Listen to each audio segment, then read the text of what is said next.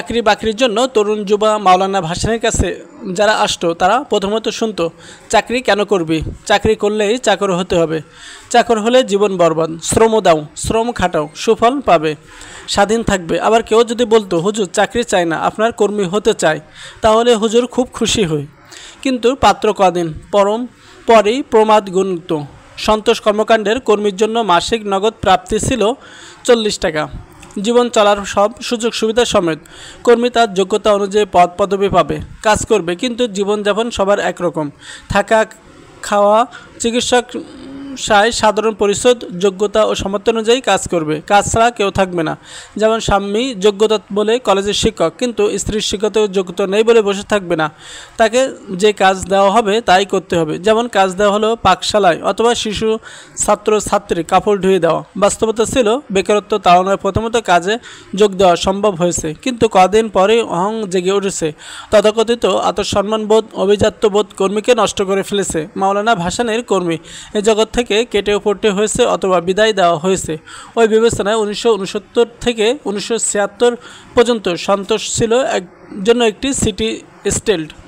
কার্যত হুজুরের অবর্তমানে আমরা 1986 পর্যন্ত ক্ষয়িষ্ণু ধারাবাহিকতা ধরে রাখতে পেরেছিলাম। সন্তুষ্ট বিচ্ছিন্ন কোনো দ্বীপ ছিল না। গোটা সমাজ, দেশ ও জাতি ভোগবাদিতা, ভোগের প্রতিযোগিতার দিকে ধাবিত। সন্তোষও সামিল হয়ে গেল এই আর কি। চাকরি বাকরির জন্য তরুণ যুবা মাওলানা ভাসানীর কাছে যারা আসতো তারা প্রথমত শুনতো, চাকরি কেন করবি? চাকরি করলেই চাকর হতে হবে। চাকর হলে জীবন বরবাদ। শ্রম দাও, শ্রম খাটাও, সুফল পাবে, স্বাধীন থাকবে। আবার কেউ যদি বলতো, হুজুর চাকরি চাই না, আপনার কর্মী হতে চাই, তাহলে হুজুর খুব খুশি হই। কিন্তু পাত্র কদিন পরেই প্রমাদ গুণিত। সন্তোষ কর্মকাণ্ডের কর্মীর জন্য মাসিক নগদ প্রাপ্তি ছিল 40 টাকা। জীবন চলার সব সুযোগ সুবিধা সমেত। কর্মী তার যোগ্যতা অনুযায়ী পদ পদবি পাবে, কাজ করবে, কিন্তু জীবনযাপন সবার একরকম। থাকা, খাওয়া, চিকিৎসক সাধারণ পরিষদ, যোগ্যতা ও সামর্থ্য অনুযায়ী কাজ করবে। কাজ ছাড়া কেউ থাকবে না। যেমন স্বামী যোগ্যতা বলে কলেজের শিক্ষক, কিন্তু স্ত্রীর শিক্ষত যোগ্যতা নেই বলে বসে থাকবে না। তাকে যে কাজ দেওয়া হবে তাই করতে হবে। যেমন কাজ দেওয়া হলো পাকশালায় অথবা শিশু ছাত্র ছাত্রী কাপড় ধুয়ে দেওয়া। বাস্তবতা ছিল বেকারত্ব তাড়ানোর প্রথমত কাজে যোগ দেওয়া সম্ভব হয়েছে, কিন্তু কদিন পরেই অহং জেগে উঠেছে। তথাকথিত আত্মসম্মানবোধ, অভিজাত্যবোধ কর্মীকে নষ্ট করে ফেলেছে। মাওলানা ভাসানীর কর্মী এ জগৎ থেকে কেটে পড়তে হয়েছে অথবা বিদায় দেওয়া হয়েছে।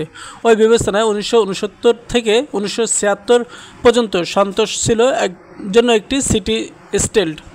কার্যত হুজুরের অবর্তমানে আমরা 1986 পর্যন্ত ক্ষয়িষ্ণু ধারাবাহিকতা ধরে রাখতে পেরেছিলাম।